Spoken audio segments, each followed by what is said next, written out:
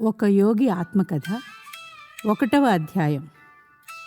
మా తల్లిదండ్రులు, నా బాల్య జీవితం. పరమసత్యాల అన్వేషణ, దానికి తోడుగా ఉండే గురు శిష్య సంబంధం భారతీయ సంస్కృతికి స్వాభావికమైన లక్షణాలుగా చాలా కాలంగా కొనసాగుతూ వస్తున్నాయి.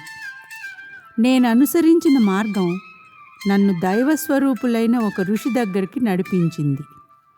మహిమాన్వితమైన ఆయన జీవితం అనేక యుగాలకు ఆదర్శంగా నిలిచేటట్టు రూపొందినది.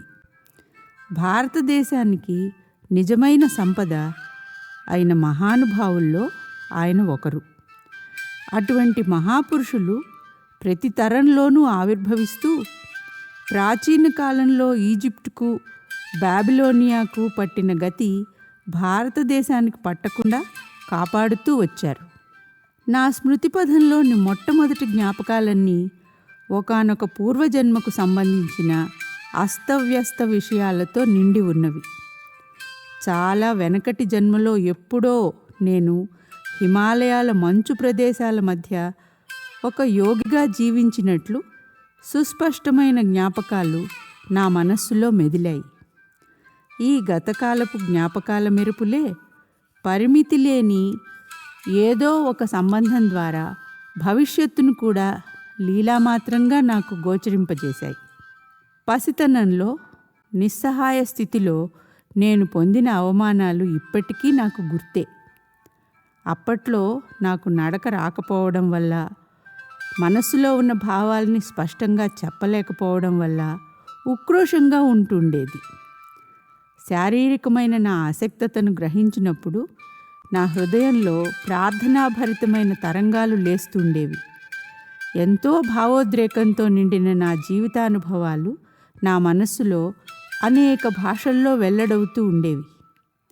ఇలా నాలో వివిధ భాషల గందరగోళం ఉంటూ ఉండగా క్రమక్రమంగా మా వాళ్ళ బెంగాలీ మాటలు వినడానికి అలవాటు పడ్డాను.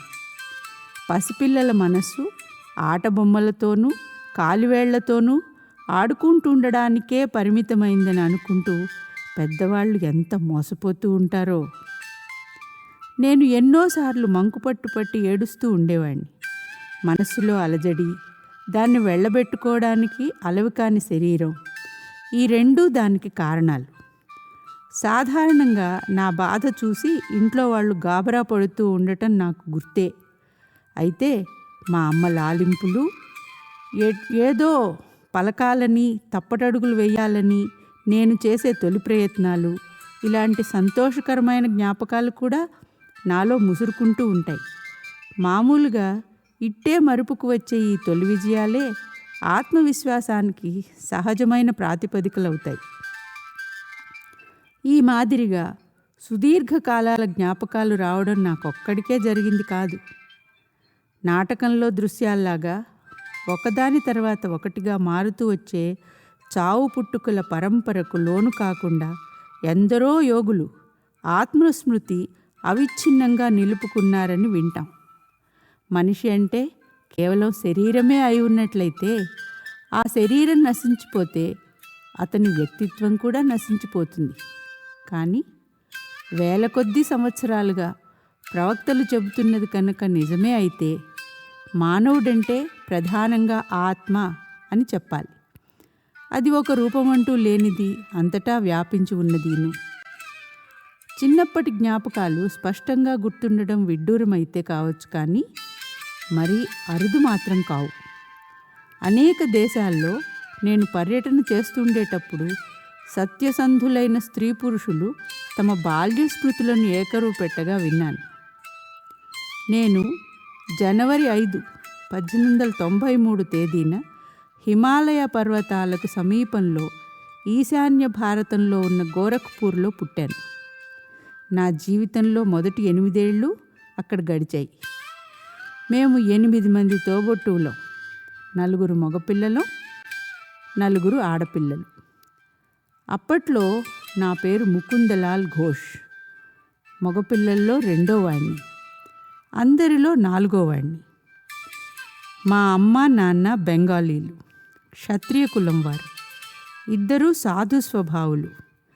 వాళ్లలో ఒకరి మీద ఒకరికి ఉన్న ప్రేమ ప్రశాంతమైనది, గంభీరమైనది. హుందాతనమున్న ఆ ప్రేమలో అల్పత్వానికి తావులేదు. ఈ యనమండుగురు పిల్లలు చేసే కోలాహలానికి ప్రశాంతమైన కేంద్రం మా తల్లిదండ్రుల సామరస్యమే. నాన్నగారు భగవతీ చరణ్ ఘోష్ గారు దయాశీలురు, గంభీరులు, అప్పుడప్పుడు కఠినులును. పిల్లలం మేము ఆయన్ని అపరిమితంగా ప్రేమిస్తూనే గౌరవభావంతో కాస్త ఎడంగా ఉంటుండేవాళ్ళం. ఆయన ప్రతిభావంతులైన గణిత శాస్త్రజ్ఞులు, తార్కికులు. ప్రధానంగా బుద్ధిబలాన్ని అనుసరించి సాగేవారు. కానీ మా అమ్మ సంగతి వేరు. ఆవిడకు హృదయమే ప్రధానం. ఆవిడ మాకన్నీ ప్రేమతోనే నేర్పింది. ఆవిడ పోయిన తర్వాత నాన్నగారు తమలో ఉన్న మార్దవాన్ని మరింతగా పైకి చూపేవారు. అప్పుడు ఆయన చూసే చూపు తరచుగా మా అమ్మ చూపే అనిపించేది. తొలి దశలో పవిత్ర గ్రంథాలతో కలిగే పరిచయం తీపి చేదు కలిసిన రుచిలా ఉంటుంది. ఈ రకమైన అనుభవం మేము మా అమ్మ దగ్గరే పొందాం. క్రమశిక్షణ అలవరించడం కోసం అమ్మ సందర్భానికి అనువైన కథలను మహాభారతంలోంచి, రామాయణంలోంచి తీసుకుని చెబుతూ ఉండేది. ఇలాంటి సందర్భాల్లో శిక్ష వేయడం, శిక్షణ ఇవ్వడం రెండూ కలిసే ఉండేవి. నాన్నగారు ఆఫీస్ నుంచి వచ్చే సమయానికి ఆయనకి గౌరవంగా స్వాగతం చెప్పడం కోసమని మా అమ్మ సాయంత్రం వేళల్లో పిల్లలందరికీ జాగ్రత్తగా పట్టలు వేసేది.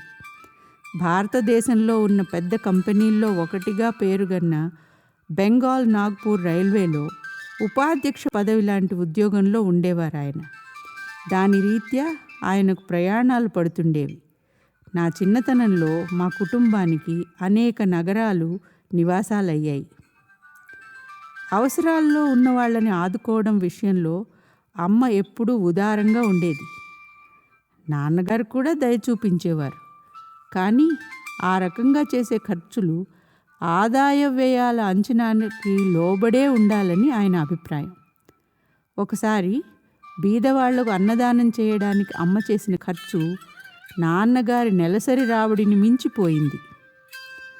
అప్పుడు నాన్నగారు అమ్మతో ఇలా అన్నారు: నేను నిన్ను కోరేదల్లా ఒక్కటే, దానాల నిమిత్తం నువ్వు చేసే ఖర్చు ఉచితమైన పరిమితిని మించకుండా చూడు. నాన్నగారు సౌమ్యంగా మందలించడం కూడా అమ్మ మనస్సును బాధించేది. తమకిద్దరికీ కలిగిన ఈ అభిప్రాయ భేదాన్ని గురించి పిల్లలకి చూచాయగా కూడా చెప్పకుండా ఆవిడ ఒక జట్కా బండిని పిలిపించింది. సెలవు, నేను మా పుట్టింటికి వెళ్ళిపోతున్నా. బహు ప్రాచీన కాలం నుంచి వినిపించే తుది హెచ్చరిక ఇదే. ఆ మాటకు మేము తెల్లబోయి ఏడుపులు మొదలుపెట్టాం.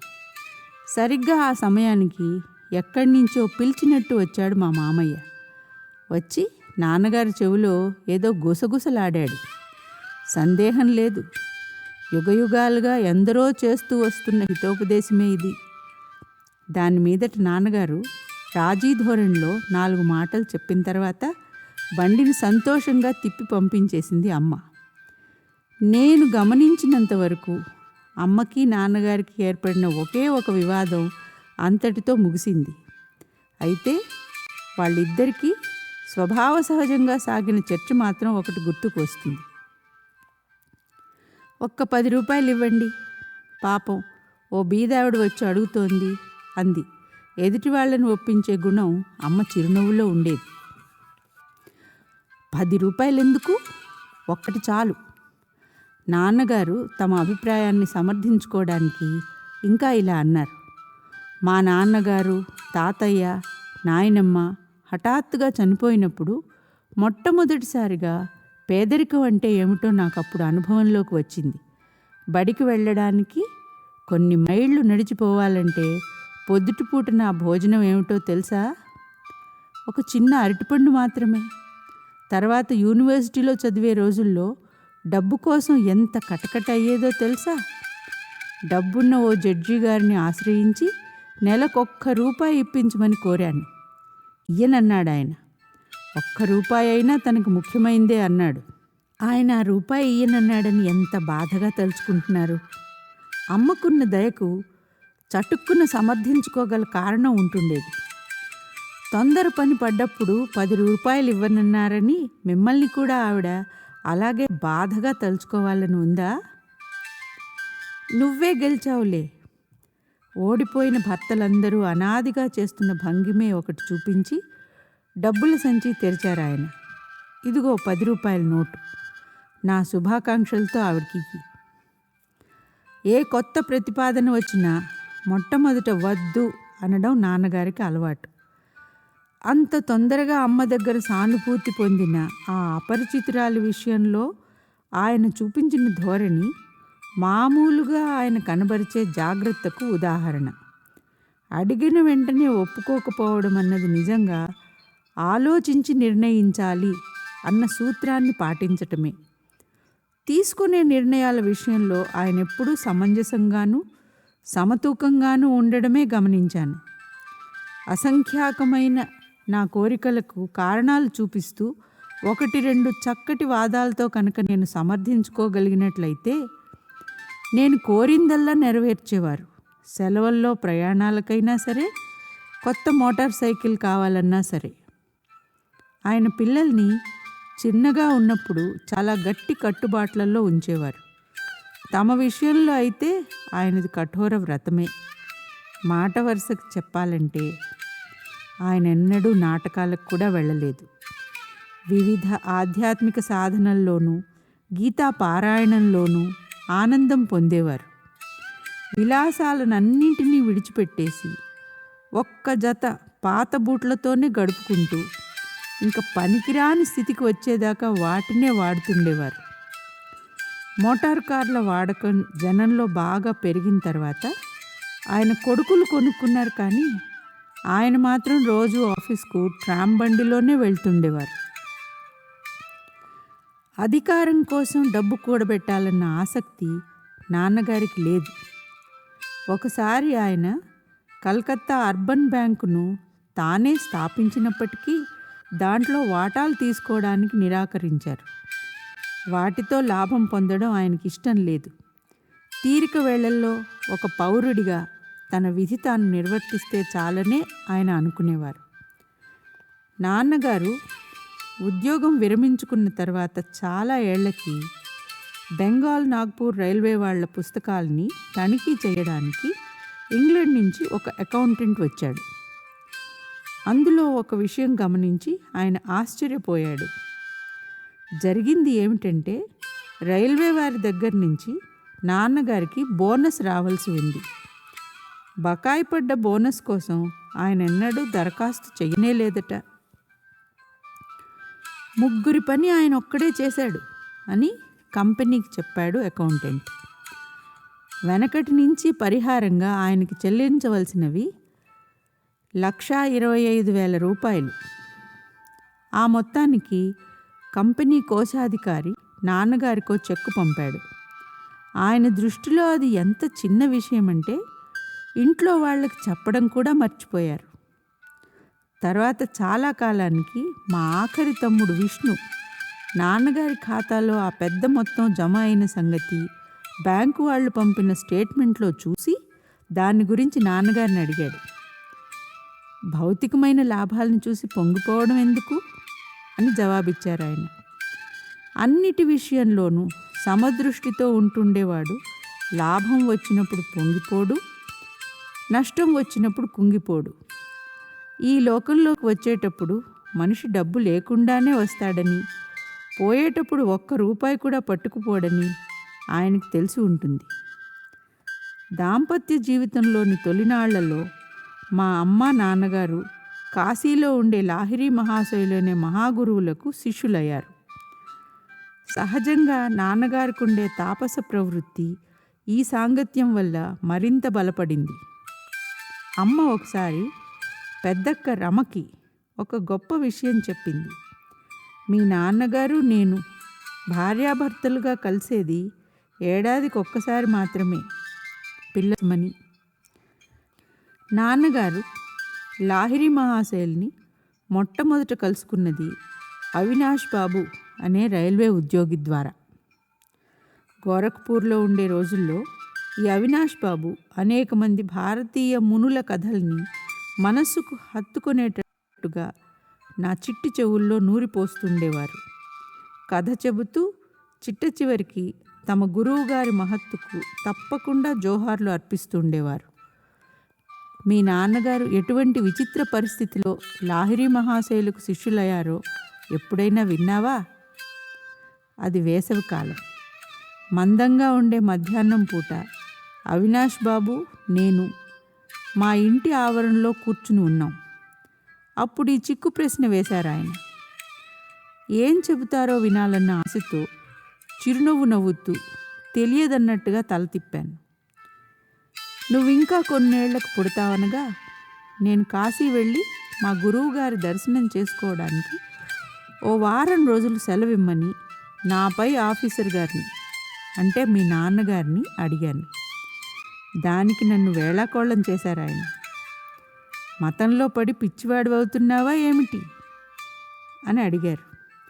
నువ్వు కనుక పైకి రాదలుచుకుంటే ఆఫీస్ పని మీదే దృష్టి పెట్టుకో అంటూ హితవు చెప్పారు. ఆ రోజు నేను విచారంగా ఇంటి మొహం పట్టి చెట్ల గుబుర్లున్న దారిలో నడిచిపోతుంటే పల్లకీలో వస్తూ మీ నాన్నగారు కనిపించారు. బంట్రోతుల్ని పల్లకీని వెనక్కి పంపించేసి ఆయన నాతో నడక సాగించారు.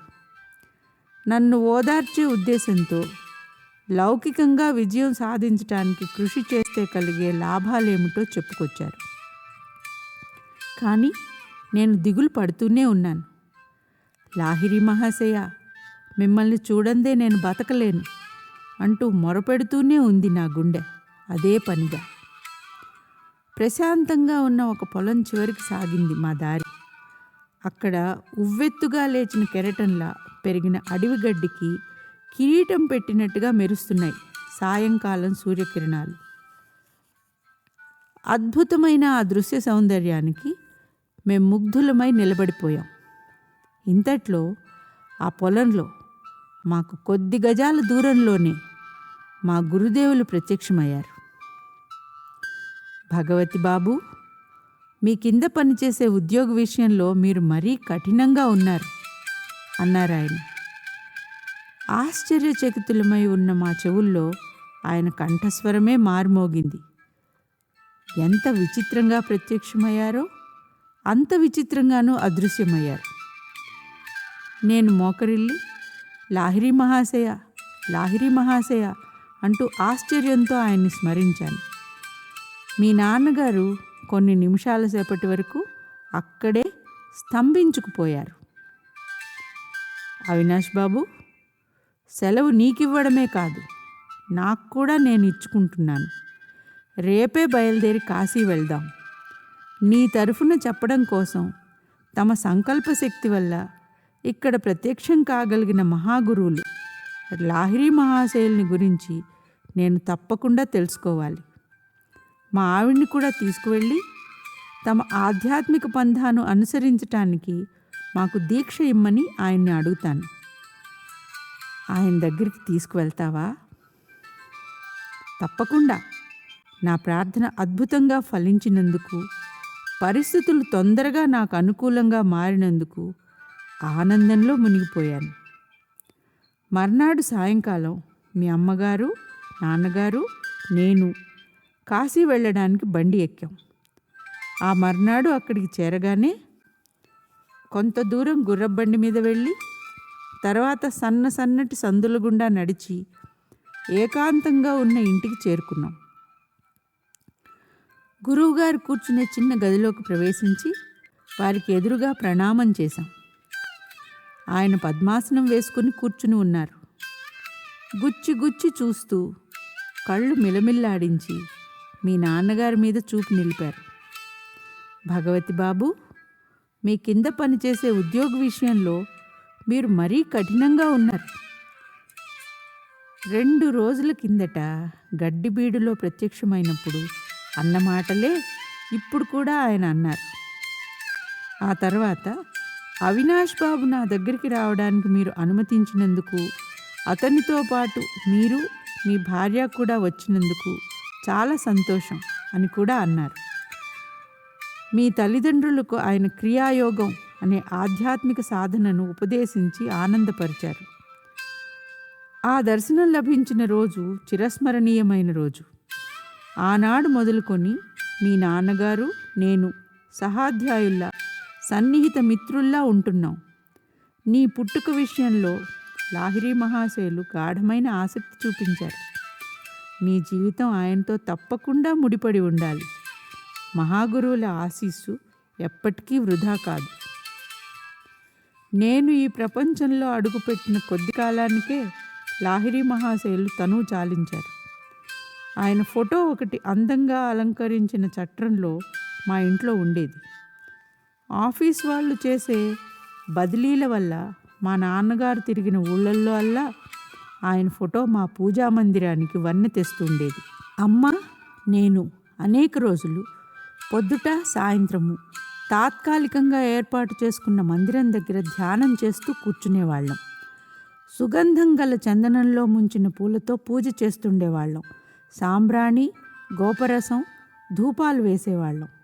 లాహిరి మహాశయుల్లో సంపూర్ణంగా వ్యక్తమైన దైవత్వాన్ని సమైక్య భక్తి ప్రపత్తులతో మేము ఆరాధించేవాళ్ళం. ఆయన ఫోటో నా జీవితం మీద చూపిన ప్రభావం మహత్తరమైనది. నేను పెరుగుతున్న కొద్దీ ఆ మహాశయుల గూర్చిన భావన కూడా నాతో పాటు పెరుగుతూ వచ్చింది. ధ్యానంలో కూర్చుని ఉండగా ఆ ఫోటోగ్రాఫ్లో ఉన్న ఆయన ఆకారం ఆ చిన్న చట్రంలోంచి బయటికి వచ్చి సజీవ రూపం దాల్చి నా ఎదుట కూర్చున్నట్టుగా కనిపించేది. తరచు తేజోమయమైన దేహంతో ప్రకాశిస్తున్న ఆయన పాదాలని తాకడానికి నేను ప్రయత్నించినప్పుడు మళ్ళీ అది బొమ్మలా మారిపోయేది. శైశవం గడిచి బాల్యంలోకి ప్రవేశించేటప్పటికీ లాహిరి మహాశయుల రూపం నా మనసులో చట్రంలో బిగించిన చిన్న బొమ్మ రూపంలోంచి స్ఫూర్తివంతమైన సజీవ రూపంలోకి మారిపోయింది. ఏదైనా జటిలమైన సమస్య ఎదురైనప్పుడు కానీ, సంక్షోభం ఏర్పడినప్పుడు కానీ తరచుగా ఆయన్ని ప్రార్థిస్తూ ఉండేవాడిని. నాలో ఉపశమనం కలిగించే ఆయన మార్గదర్శకత్వాన్ని గమనించేవాడిని. ఆయన భౌతిక రూపంలో జీవించడం లేదే అని మొదట్లో బాధపడుతూ ఉండేవాడిని. కానీ గోప్యమైన ఆయన సర్వవ్యాపకత్వాన్ని గ్రహించటం మొదలుపెట్టిన తర్వాత ఇక బాధపడడం మానేశాను. తమను చూడాలని అతిగా ఆదుర్దా పడే శిష్యులకు ఆయన రక్తమాంసాలతో నిండిన దేహాన్ని చూడ్డానికి ఎందుకు రావడం, నేను మీ కూటస్థ శ్రేణిలో ఎప్పుడు ఉండగా అని రాస్తుండేవారట. నాకు 8 ఏళ్ల వయస్సు అప్పుడు లాహిరి మహాశయుల ఫోటోగ్రాఫ్ మూలంగా అద్భుతంగా స్వస్థత చేకూరే భాగ్యం కలిగింది. ఈ అనుభవం నా ప్రేమను మరీ గాఢం చేసింది. బెంగాల్లో మా వంశం వారికున్న ఇచ్ఛాపూర్ ఎస్టేట్లో ఉండగా నాకు ఏషియాటిక్ కలరా అనే వ్యాధి వచ్చింది. నా మీద ఆశ వదులుకున్నారు. డాక్టర్లు ఏమీ చేయలేకపోయారు. నా మంచం దగ్గర కూర్చున్న అమ్మ నాకు తలాపి దిక్కున గోడ మీద పైన ఉన్న లాహిరి మహాశయుల ఫోటో వైపు చూడమని బెంబేలు పడుతూ సైగ చేసింది. మనస్సులో ఆయనకు దండం పెట్టు.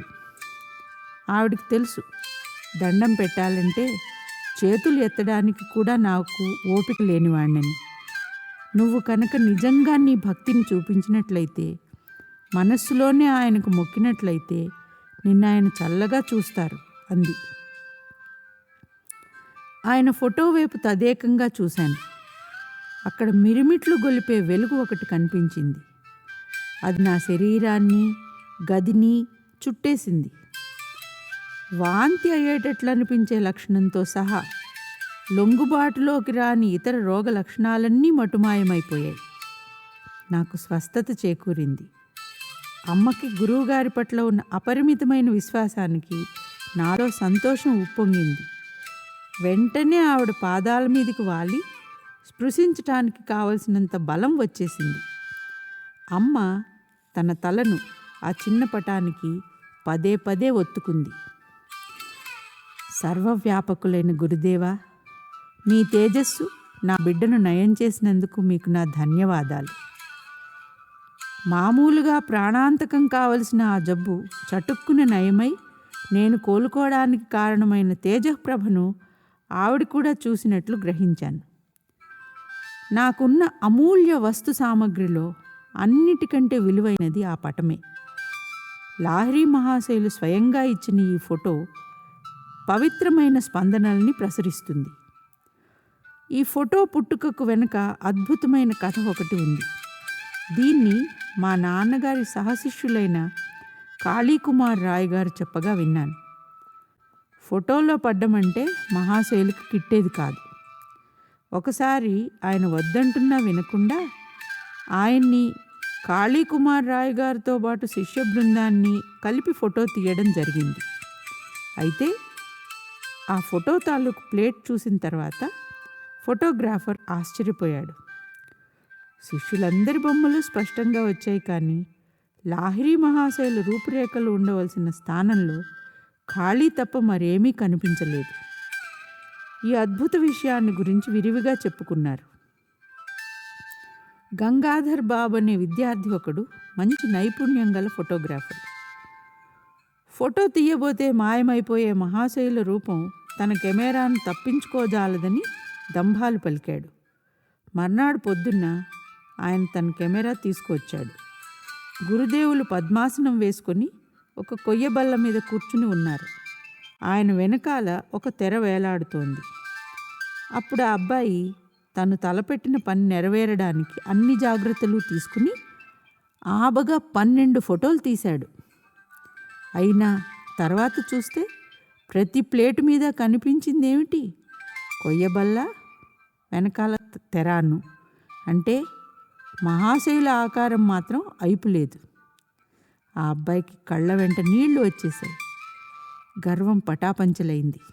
గంగాధర్ బాబు మళ్ళీ గురువుగారి దగ్గరికి పరిగెత్తాడు. ఎన్నో గంటలు గడిస్తేనే కానీ మహాశయులు మౌనం విడవలేదు. తర్వాత భావగర్భితంగా వ్యాఖ్య చేశారు. నేను ఆత్మస్వరూపుణ్ణి, సర్వవ్యాప్తమైన అగోచర శక్తిని. నీ కెమెరా ఫోటో తీయగలదా? తీయలేదని తెలుసుకున్నానండి. కానీ స్వామి, మీ శరీరాలయం ఫోటో ఒకటి కావాలని భక్తితో కోరుతున్నాను. ఇంతవరకు నా దృష్టి సంకుచితంగా ఉంటూ వచ్చింది. ఆత్మశక్తి మీలో సంపూర్ణంగా ఉంటుందన్న సంగతి ఈనాటి వరకు గ్రహించలేకపోయాను. అయితే రేపు పొద్దున్నే రా, ఫోటో తీసుకుందువు గాని అన్నారు మహాశయులు. ఫోటోగ్రాఫర్ మళ్ళీ ఫోకస్ చేశాడు. కంటికి కనిపించకపోవడం అనే చిత్రమైన ముసుగులో మరుగు పడకుండానే ఈసారి ఆయన పవిత్ర రూపం స్పష్టంగా ఫోటోలో పడింది. ఆ ఫోటోగ్రాఫే ఈ పుస్తకంలో అచ్చువేయడం జరిగింది. విశ్వజనీనమైన రూపంలో ఉండే లాహిరి మహాశయుల సుందరమైన ఆకృతి చూస్తే ఆయన ఏ జాతివారో వెంటనే తెలియదు. దైవ సంసర్గం వల్ల కలిగిన ఆనందం నిగూఢమైన ఆయన చిరునవ్వులో కొద్దిగా వ్యక్తమవుతోంది. అరవిచ్చిన ఆయన కన్నులు బయటి ప్రపంచం పట్ల ఆయనకు నామమాత్రమైన ఆసక్తి మాత్రమే ఉన్నట్టుగా తెలుపుతున్నాయి. అవి సగం మూసుకుని ఉండడంలో ఆంతరికమైన ఆనందంలో మునిగి ఉండటాన్ని సూచిస్తాయి. జిజ్ఞాసువులు చాలామంది ఆయన ఔదార్యాన్ని ఆశించి వచ్చేవారు. లౌకికమైన క్షుద్ర ప్రలోభాలకు లొంగని ఆయనకు వాళ్ళ ఆధ్యాత్మిక సమస్యలు సంపూర్తిగా అన్ని సమయాల్లోనూ తెలిసే ఉండేవి. గురుదేవుల పటానికున్న మహిమ ద్వారా స్వస్థత చేకూరిన కొన్నాళ్లకు నాకు స్ఫూర్తిమంతమైన ఆధ్యాత్మిక దర్శనం ఒకటి కలిగింది. ఒకనాడు ఉదయం నేను పక్క మీద కూర్చుని స్వాప్నిక చింతనలో మునిగిపోయాను. కళ్ళు మూసుకుని ఉన్నప్పుడుండే చీకటి వెనకాల ఉన్నది ఏమిటి అంటూ లోతులు తరిచే ఈ ఆలోచన నా మనసులో చొరబడింది. తక్షణమే నా అంతర్దృష్టిలో బ్రహ్మాండమైన మెరుపు లాంటి వెలుగు ఒకటి కనిపించింది.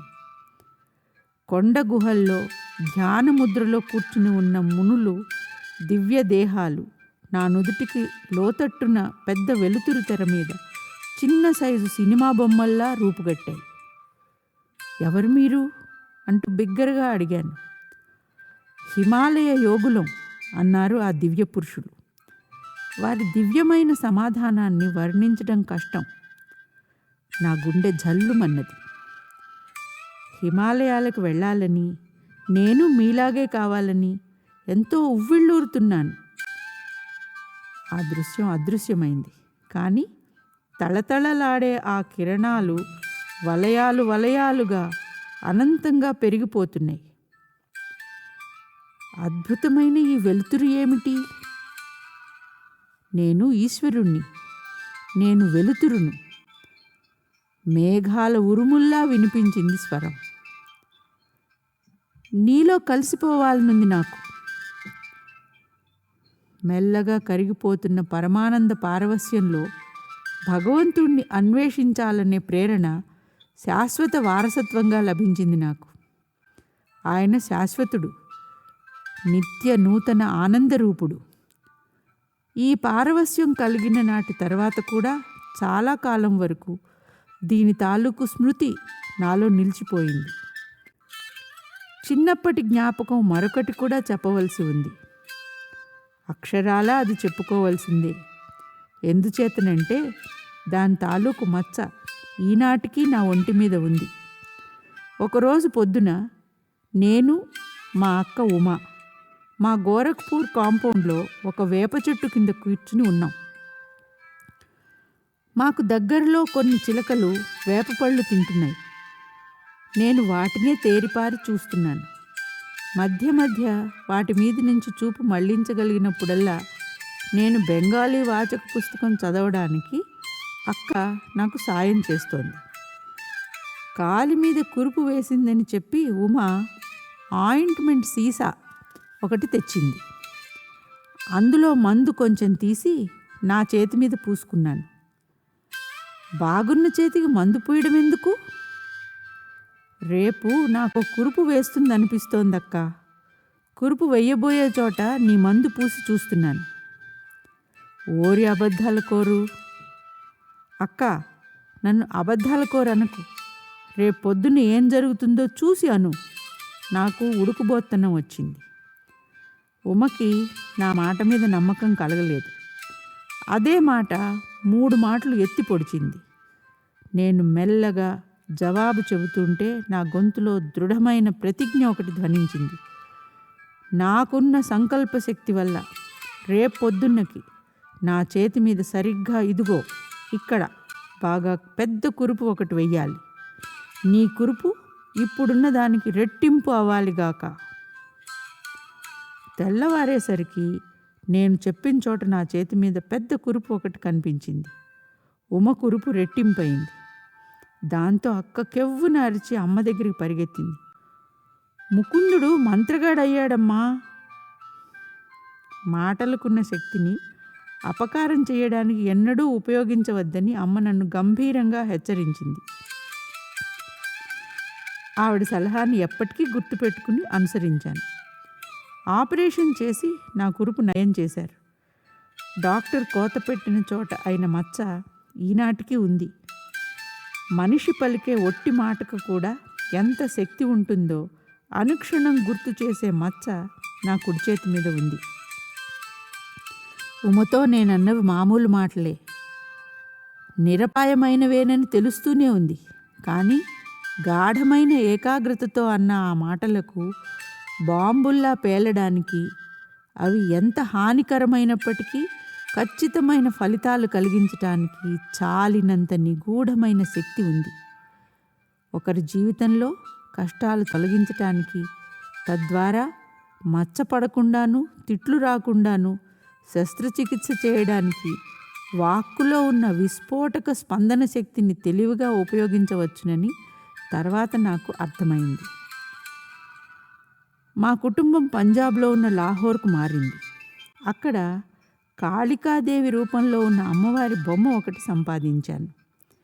ఆ బొమ్మ మా ఇంట్లో బాల్కనీలో నిరాడంబరంగా ఉన్న చిన్న మందిరాన్ని పావనం చేసింది. ఆ పవిత్ర స్థలంలో నేను చేసే ప్రార్థనల్లో ఏదైనా సరే ఫలిస్తుందన్న దృఢమైన విశ్వాసం ఒకటి నాలో కలిగింది. ఒక రోజున నేను ఉమతో బాటు అక్కడ నించుని 2 అబ్బాయిలు ఎగరవేస్తున్న గాలిపడగల్ని గమనిస్తూ ఉన్నాను. వాళ్ళిద్దరూ చెరొక ఇంటి కప్పు మీద ఉన్నారు. ఆ ఇద్దరి ఇళ్ళకి మధ్యలో చాలా చిన్న సందులో ఉంది మా ఇల్లు. అంత నిశ్శబ్దంగా ఉన్నావే అంటూ ఉమ సరదాగా నన్ను తోసింది. ఏం లేదు, నేను ఏం కోరితే అది అమ్మవారు ఇవ్వడం ఎంత అద్భుతంగా ఉందో అని ఆలోచిస్తున్నాను. అమ్మవారు నీకు ఈ 2 గాలిపడగలు ఇస్తుందనుకుంటాను అంటూ వేళాకోళంగా నవ్వింది అక్క. ఎందుకు ఇవ్వదు? వాటిని సంపాదించడానికి మౌన ప్రార్థనలు ప్రారంభించాను. భారతదేశంలో గాలిపడగలు ఎగురవేయడంలో పోటీలు జరుగుతుంటాయి. వాటి దారాలకి బంక, గాజు పొడి పూసి ఉంటాయి. ప్రతి ఆటగాడు తన పోటీదారు పట్టుకున్న దారాన్ని కోసేయడానికి ప్రయత్నిస్తాడు. తెగిన గాలిపడగ ఇళ్ల కప్పుల మీద తేలిపోతూ ఉంటుంది. దాన్ని పట్టుకోవడంలో భలే సరదాగా ఉంటుంది. నేను ఉమా ఉన్నది పైకప్పు ఉన్న గూడు మాదిరి బాల్కనీ కావడం వల్ల తెగిన గాలిపడగ మా చేతుల్లోకి రావడం అసంభవంగానే కనిపించింది. దాని దారం ఇంటి కప్పు మీద వేలాడుతూ ఉంటుంది. మా సందుకు ఈ వైపు ఆ వైపు ఉన్న ఆటగాళ్ళు పోటీ మొదలుపెట్టారు. ఒక దారం తెగింది. దానికున్న గాలిపడగ తేలుతూ నా వైపు వచ్చింది. ఇంతలో హఠాత్తుగా గాలి తగ్గిపోవడం వల్ల ఆ గాలిపడగ ఒక్క క్షణం అలా నిలిచిపోయింది. ఆ సమయంలో దాని దారం ఎదురింటి కప్పు మీద ఉన్న నాగజముడు మొక్కకు తగులుకుంది. దాంతో నేను పట్టుకోవడానికి వీలుగా పొడుగ్గా చక్కటి వంపు తిరిగింది. నాకు చేజిక్కిన బహుమతిని ఉమకి ఇచ్చేశాను. ఇదేదో అదృష్టవశాత్తు అసాధారణంగా జరిగిందే కానీ నీ ప్రార్థనకు ఫలితం మాత్రం కాదు. ఆ 2వ గాలిపడగ కూడా నీ దగ్గరికి వస్తే అప్పుడు నమ్ముతాను నీ మాట అంటుంటే అక్క మాటల్లో కంటే ఆమె నల్లటి కళ్ళలోనే ఎక్కువ ఆశ్చర్యం కనబడింది. నా ప్రార్థన గాఢంగా కొనసాగించాను. బలవంతంగా గుంజులాడుకోవడంలో 2వ ఆటగాడి గాలిపడగ కూడా చటుక్కుని తెగిపోయింది. గాలిలో నాట్యం చేస్తూ నా వైపు రావడం ప్రారంభించింది. మొదట నాకు సాయం చేసిన నాగజముడు మొక్కే ఈ గాలిపడగ దారాన్ని కూడా నేను పట్టుకోవడానికి వీలుగా వంపు తిరిగేటట్టు చేసింది. నా 2వ బహుమతిని కూడా ఉమకి ఇచ్చేశాను. నిజమే రోయ్, అమ్మవారు నీ మాట వింటుంది. ఇదంతా నాకు మాయలా కనిపిస్తోంది అంటూ బెదిరిపోయిన లేడిలా రయ్యిన పరిగెత్తింది అక్క. ఒక యోగి ఆత్మకథ 1వ అధ్యాయం. మా తల్లిదండ్రులు, నా బాల్య జీవితం సమాప్తం.